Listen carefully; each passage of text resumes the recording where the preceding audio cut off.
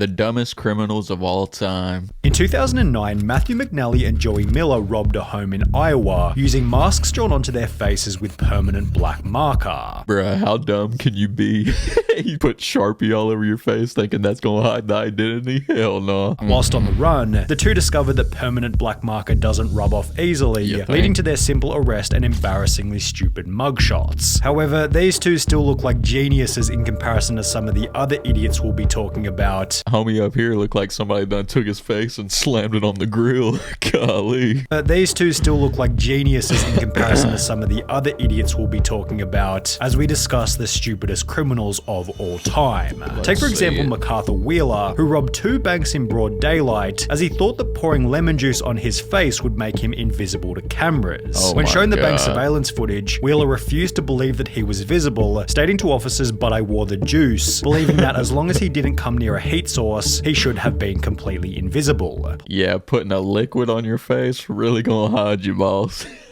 Somebody in this man's life been feeding him some bullshit. What the hell? Police concluded the Wheeler was not crazy or on drugs, just incredibly mistaken, with the lemon juice mistake eventually costing Wheeler a 24.5-year prison sentence. However, if we're on the topic of terrible disguises, then we can't go past Dennis Hawkins, whose disguise as an old lady wasn't much better. His sweater accompanied fake boobs, a full beard, and fittingly clown pants, with this insanely recognizable outfit helping police to catch Hawkins only an hour after the robbery. Homie went full Medea out here, golly. And plus, he didn't even shave his face. You would think if you're gonna do a lady costume, at least shave your beard, brother. The police chief for the area stated, "He would get my nomination for dumbest criminal, I think. You still have his black facial hair with a blondish wig. Exactly. Definitely different." Different is also a good way to describe Patrick McGuire's disguise, who robbed an Illinois convenience store while covering his face with a clear plastic bag. He was only able to obtain $60 from the robbery. However, due to his extensive criminal history, he was sentenced to 15 years in prison for the stunt, meaning that he had to spend 1 year in prison for every $4 stolen from the store. Can you imagine spending that long in prison over $60, dude? $4 each year? Oh my god. You go up in there with a clear plastic bag. Talk about a bad return.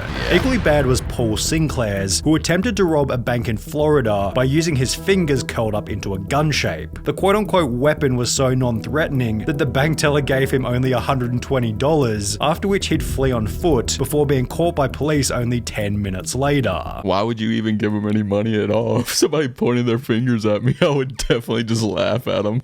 I would not take them serious one bit. Hell no. Then there was James Blankenship, who thought that robbery was legal as long as you did it at a certain time of day. Back in 2013, Blankenship broke into his own mother's home, after which the police were called, who would take to their Facebook page later that day to explain what had happened. He fled the scene upon seeing his mother. The male was located under the house hiding in a crawl space. When advised of his charges, he made the statement, "I thought you could only be charged with burglary if you break in during the night time." Blankenship was given 180 days in jail and ordered to pay a $100 fine, yet this wasn't the only time when a person was dumb enough to think that a law didn't apply to them. Because when Reuben Pavin was caught stealing from a charity thrift shop in New Hampshire, he'd state that he thought everything was free because of the name of the business, Finders Keepers. The sign did say Finders Keepers, so I took that DVD player, took it home, Pavin told the local TV station. A couple of weeks later, the stuff is still there on the porch, so I'm thinking to myself, Finders Keepers. They probably just put stuff out there for people to take. The man really thought he had a loophole right there, didn't he?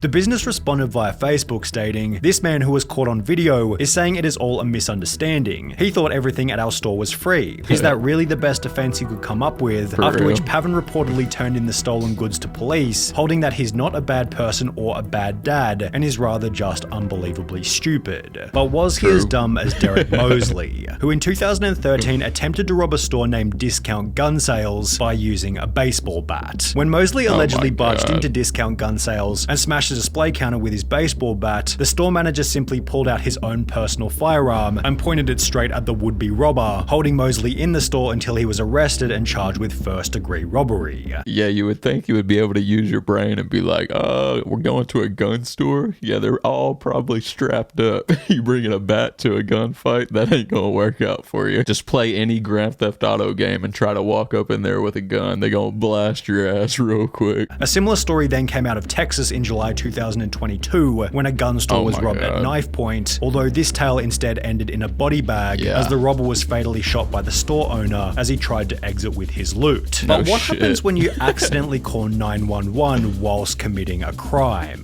Pocket dialing the police is probably a fairly common occurrence. However, for Carson Reinhardt and Nathan Tekla-Merriam, it happened at the most unfortunate moment, specifically while they were breaking into a car. The alert dispatcher soon realized that the call was an accidental one, and moreover that the guys on the other end might be up to no good. For the next 35 minutes, the dispatcher stayed on the line, listening and gathering information, as Tekla-Merriam and Reinhardt did the following. Discovered a car that they thought they could burglarize, discussed how to break into the car, allegedly broke into the car, exclaimed in delight over finding narcotics in the car, became confused as to how and why a police car was following them, and reacted in disbelief when the arresting officer revealed that they'd been on the line to 911 the entire time. Bruh, how dumb can you be?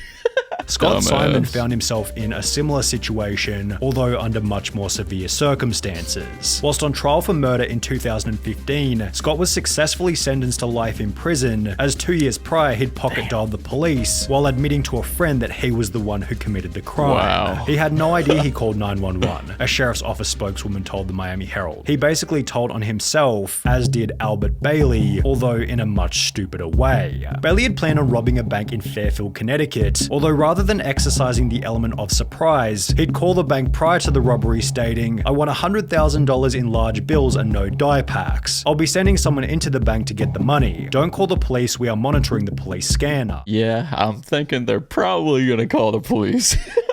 Prior to making this phone call, Bailey had already served 7 years in prison for a previous bank robbery. However, this new plan was equally ineffective, as after arriving at the bank to collect his cash, Bailey was locked inside, arrested, and sentenced to another 9 years in prison. Although, if he wanted to avoid this time behind bars, he could have had a chat with Tito and Amanda Watts, who got arrested in Florida for selling tickets to enter heaven at a price of $100. They got some cult shit going on over here, some of that Jim Jones, don't drink the Kool-Aid or the Flavor-Aid, whatever. Tito Watts said in his police statement, "I don't care what the police say. The tickets are solid gold, and it was Jesus who gave them to me behind the KFC and said to sell them so I could get me some money to go to outer space. You should arrest Jesus because he's the one who gave me the golden tickets and said to sell them. I'm willing to wear a wire and set Jesus up." Yeah, if Jesus is trying to sell you something behind KFC, I don't think that's the real Jesus, boss. The couple had apparently earned over $10,000 from the stunt, meaning that they were able to find people even dumber than them. Wow. I want to know what happened to this dude's face. Like, did somebody get pissed and just put him on the grill or what? What happened? I need to know the backstory.